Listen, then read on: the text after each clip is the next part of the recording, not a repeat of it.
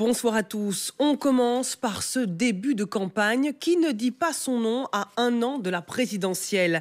Les poids lourds du gouvernement soutien de François Hollande ont organisé ce soir un meeting intitulé « Eh oh, la gauche » pour convaincre les électeurs qu'une alternance l'an prochain n'est pas une fatalité. Sur place, on va retrouver Frédéric Delpech. Frédéric, bonsoir. Cela ressemble à une opération.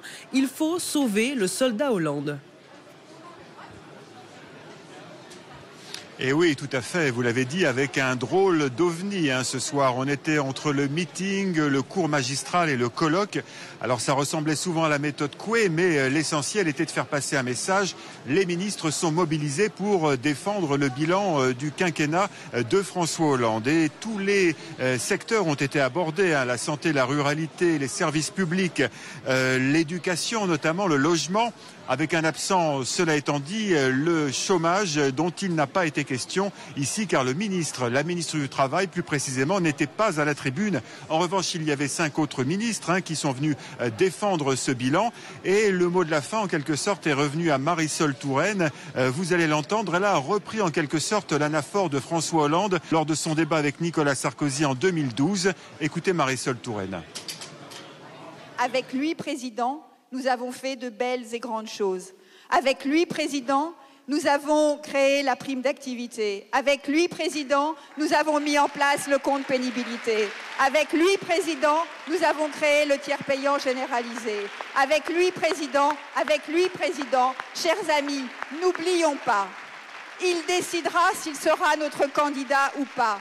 Mais en tout état de cause, ce que nous avons fait ensemble, c'est notre bilan. Soyons fiers, redressons la tête et nous pouvons gagner.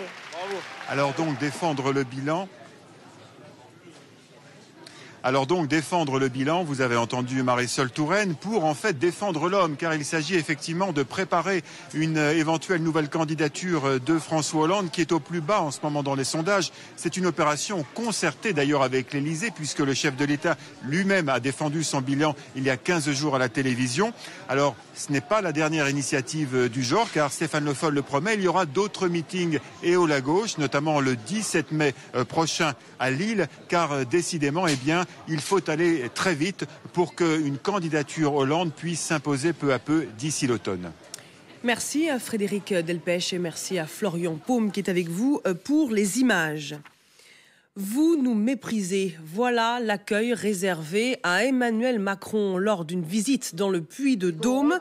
Une vingtaine de syndicalistes de la CGT et FO l'attendaient devant les grilles de leur entreprise. Ils ont appelé le ministre de l'économie à écouter les millions de Français qui sont contre la loi travail lors d'un échange plutôt tendu.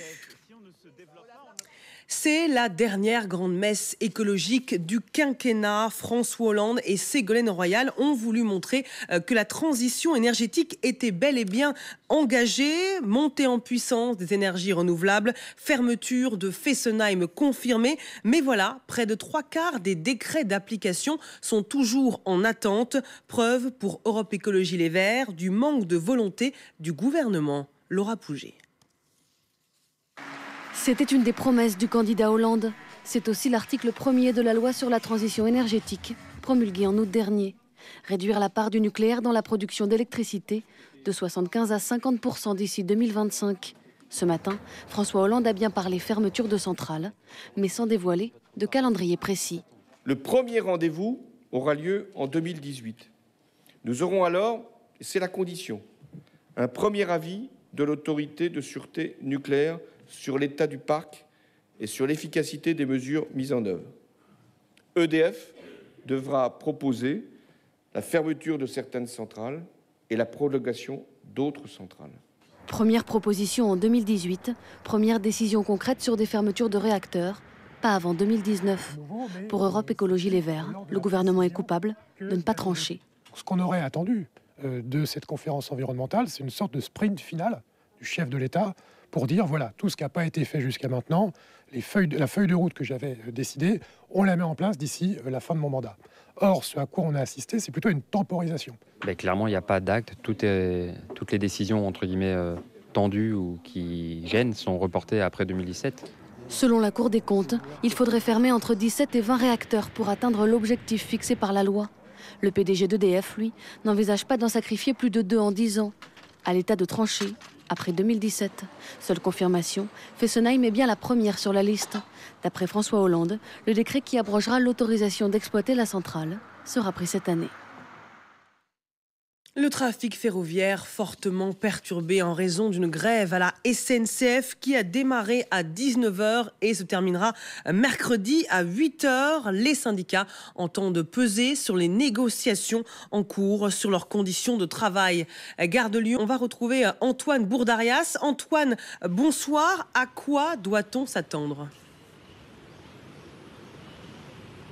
Eh bien écoutez Marie-Aline, pour l'instant ici à Gare de Lyon à Paris, aucun retard et aucune perturbation ni annulation prévue au tableau d'affichage ce soir. La direction de la SNCF s'y attendait. Pas de complications normalement pour les usagers ce lundi soir. En revanche, demain ça va être beaucoup plus compliqué pour les voyageurs. L'ensemble du réseau ferroviaire devra être touché. Et dans le détail, selon les prévisions de la SNCF, circuleront un Transilien sur 2, un TGV sur 2 en moyenne sur tout le territoire. 4 TER sur 10 et un Intercité sur 3 s'attendront donc à un trafic très perturbé et ce, vous l'avez dit, jusqu'à mercredi matin 8h. Pour rappel, c'est la 3e grève en 8 semaines à la SNCF et ce ne sera sans doute pas la dernière, ont prévenu les syndicats. Un mouvement plus ferme pourrait être envisagé en l'absence d'ouverture de réelles négociations qui prennent en compte les propositions alternatives des organisations syndicales, a prévenu le porte-parole de la CGT cheminot. Merci Antoine Bourdarias et merci à Anthony Reich pour les images. Le projet d'accord est devenu tellement sensible que François Hollande n'a pas inscrit officiellement le sujet à l'agenda des discussions du mini-sommet avec Barack Obama et les principaux dirigeants européens à Hanovre, en Allemagne. Les négociations sur le TAFTA ont redémarré à New York, mais elles patinent. Pourquoi ? Antoine Bourdarias revient en détail sur le traité. Le TAFTA est censé simplifier encore plus les règles du marché commun entre les États-Unis et le vieux continent. Il s'agirait de la plus grande zone de libre-échange jamais créée. 820 millions de consommateurs et au total la moitié du PIB mondial. Concrètement, le point positif pour notre pays, c'est l'ouverture des marchés publics américains. L'Europe en fait une condition non négociable. Elle pourrait permettre à la France de décrocher de très gros contrats, notamment sur le marché ferroviaire ou aéronautique. Pour ses partisans, la signature du TAFTA devrait donc créer de la croissance et des emplois.